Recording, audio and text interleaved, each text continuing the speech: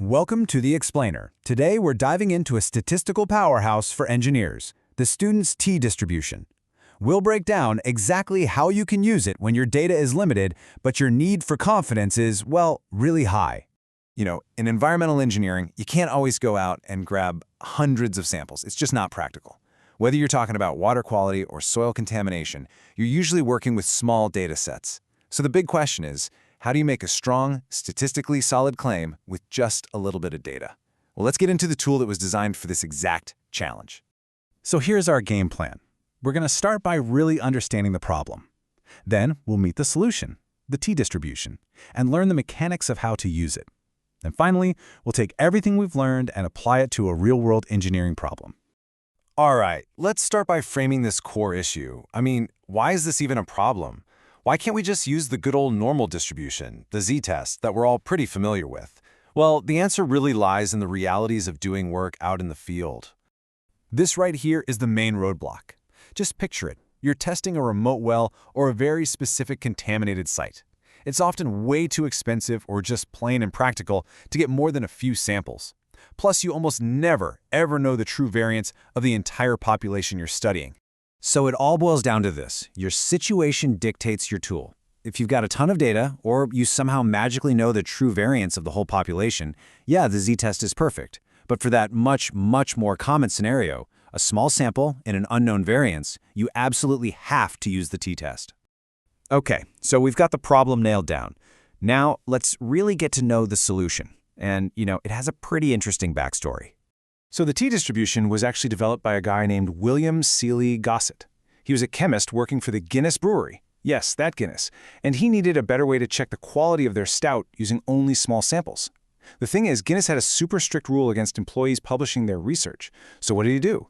In 1908, he published his game-changing paper under the name Student. And that name just stuck. Now, this visual is fantastic because it shows you the key difference at a glance.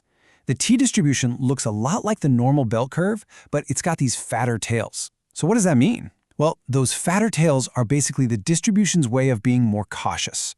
They account for the extra uncertainty you have when you're working with smaller samples, giving a bit more probability to extreme values. It's like a built-in statistical safety net. Okay, time to get into the mechanics of it. How do we actually take the data from our sample and boil it down to one single number, the t-score, that we can use to test our hypothesis?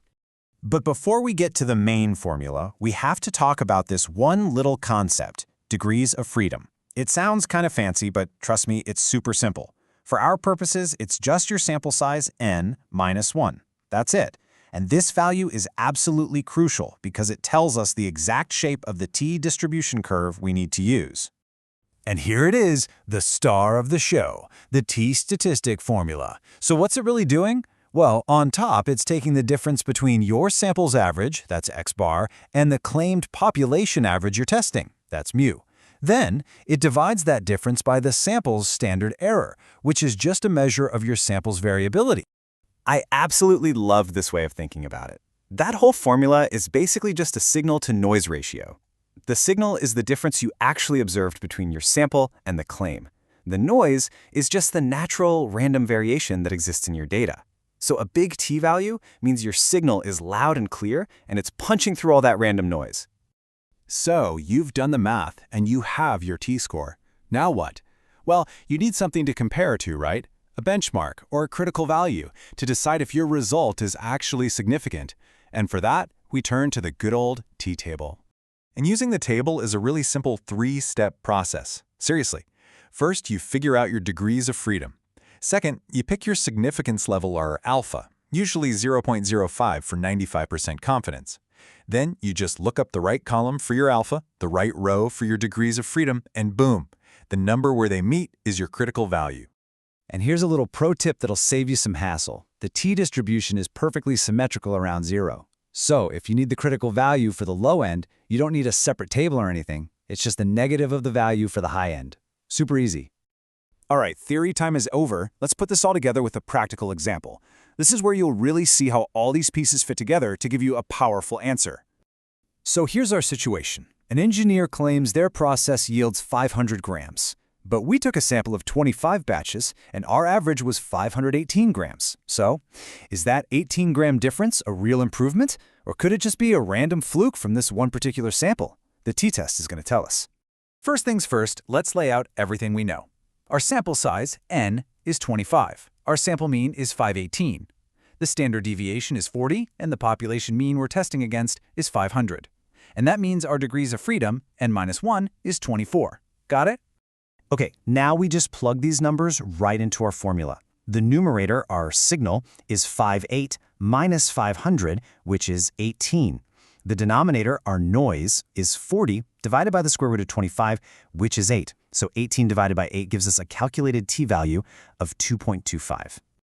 The next step is finding our line in the sand. We go to our t-table, find the row for 24 degrees of freedom and the column for an alpha of 0.05, and the critical value we find there is 1.711. That's our threshold. And here it is, the moment of truth. Our calculated t-value of 2.25 is bigger than the critical value of 1.711. That means our result falls squarely in the rejection region. So we have strong statistical evidence to reject that original claim that the mean is 500 grams. That increase we saw, it's very, very unlikely to be just random chance. And this brings us to one last really crucial takeaway. The t-test is an incredibly powerful tool. It can tell you if an observed difference is statistically real or if it's just random noise. But what it can't tell you is if that difference actually matters in the real world. Is an 18-gram increase in yield a huge deal? Does it save a lot of money?